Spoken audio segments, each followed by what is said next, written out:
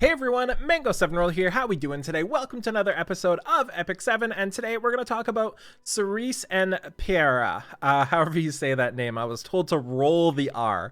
And which one you should summon for as new players, as old players, as all of the above. It was one of the most asked questions I got, was whether or not they should spend their bookmarks here or on Peira when she comes. So, to start things off, let's just look at the abilities. So we have Cerise here, and you should know what she does by now, but let's just get a little refresher. So Cerise's skill 3 here is Froststorm, and this will decrease speed, it'll restrict, give her invincibility. Also attacks with the advantageous element, which is pretty nuts. It also decreases buff duration by 1 turn as well. It's basically just an insane package, right? It does all of the things.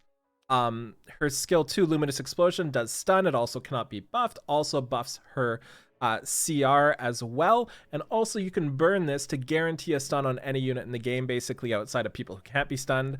And then our skill 1 is a CR boost by a little bit, and also a dual attack guaranteed from a random ally. Absolutely insane skill set, and there's a couple things to note about this skill set. Number 1 is it's bonkers for PvP, obviously, with her 122 base speed as well.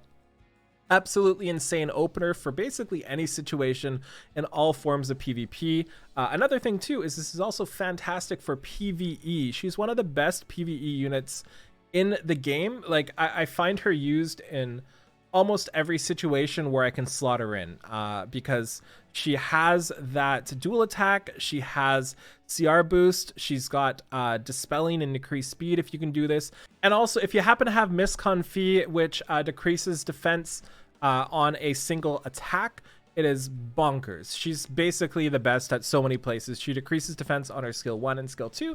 She goes infinity times, so she always keeps it up. It's only 1 turn, but it just makes her so good. Like, she's fantastic in all the expedition. She's great, and even like you can literally use her in Wyvern as a defense breaker too if you really want to, with that miscon fee. It's really nuts.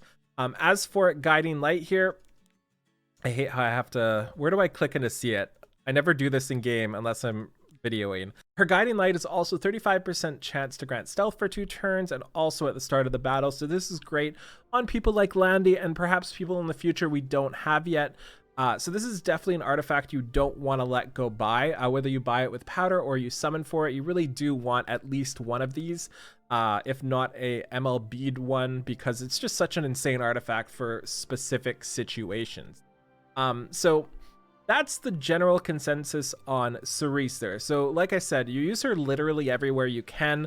She speeds up all your runs. She makes your runs more consistent. She's great in PvE. You can throw her in almost any PvP battle. You're set. So let's take a look at Peira here. And Peira is a really unique character that we haven't really seen much of recently. Yeah, she's a speed opener just like Cerise and Ran, but she does it differently and provides different buffs and just position in the battle. Like, she has a different position than they do. So let's just go into her skill set here. First off is Punishing Blade, her skill 2, and this is really neat because it does have the decreased buff duration that Cerise has. It also restricts like Cerise does, but on the other hand, it unability buffs instead of decreasing speed, and it also obviously doesn't have the elemental non-advantage or disadvantage or whatever you want to call it. This also grants her an extra turn, which is leading into her skill 3. But the cool part about this is the unable to be buffed also handles a lot of the problems right now in the meta. Like, you're gonna be able to counter that AOL with that, judging from the video that was shown. And the really cool part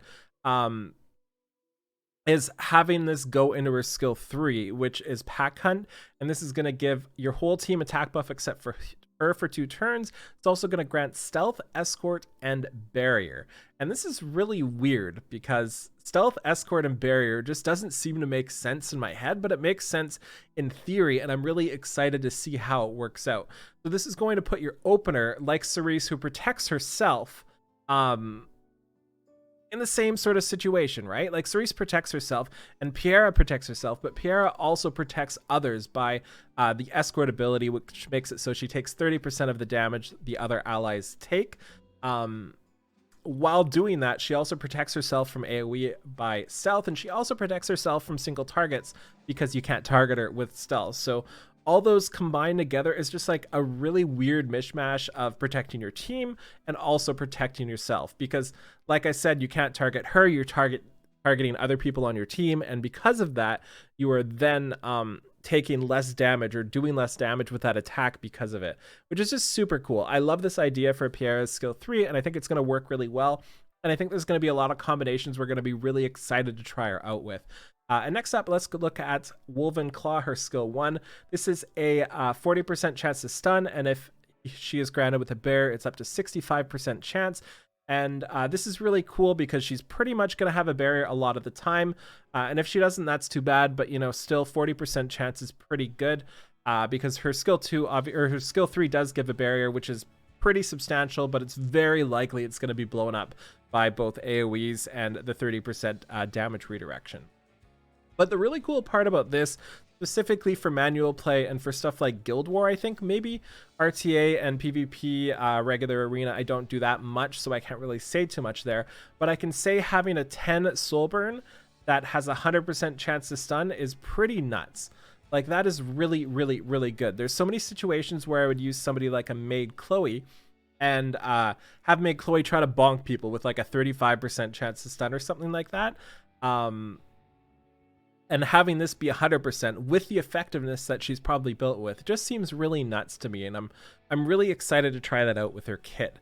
So long story short, with these two units here, they both do the same thing, but they both do different things. But there's one big thing that separates them, and that is Cerise is limited. So the general answer to this question is, which one of these should you summon if you can only summon one? You summon Cerise. She's limited. You should have her. You should get her. Don't leave without her. She also has Guiding Light, which you should have. Don't leave without as well. Just absolutely Cerise. And not because she's that much better, but just purely because she's limited and there's no reason to get Peira over Cerise. And another good example for that is because we have a week left until Peira comes. Maybe you pull for Cerise, get her in the first 20 pulls, and then you pull Peira right after. And building units isn't too tough in this game outside of the Molagora, so you'll be able to build them both pretty easily. Although it does look like Peira is a very, very Mola hungry unit. You're going to need at least +3 on her skill 2. You're going to need at least +4 on her skill 1, and you're going to need her skill 3 maxed. So she is definitely Mola hungry. Peira's artifact is also a little bit worse, maybe a lot worse than Guiding Light. Not sure if it's going to be the best for her or if there's other things that are going to jump out. It increases her effectiveness and also decreases skill cooldown when you use a non-attack skill, which she'll always be doing in her first rotation, of course. So I think I covered most of the stuff here. They're both going to use essentially the same gear. They're both going to be used a lot in the same situation. Cerise is definitely going to be better for PvE just because of Miscon Fee, I believe. And I'm not sure which is going to be better for PvP. I don't think there's a right answer to that yet. Maybe somebody for high-end, like RTA, can tell me. But it'll be pretty interesting to see. Like, their kits are kind of the same. Like, they all do the same thing. They're just kind of jumbled up. So, yeah. Let me know in the comments below if this helped you out, if there's anything else you want covered. But too long didn't watch. Pull Cerise first, just because she's limited. Thank you so much for watching. Feel free to like, comment, subscribe as always, and I'll talk to y'all later. Bye, everybody.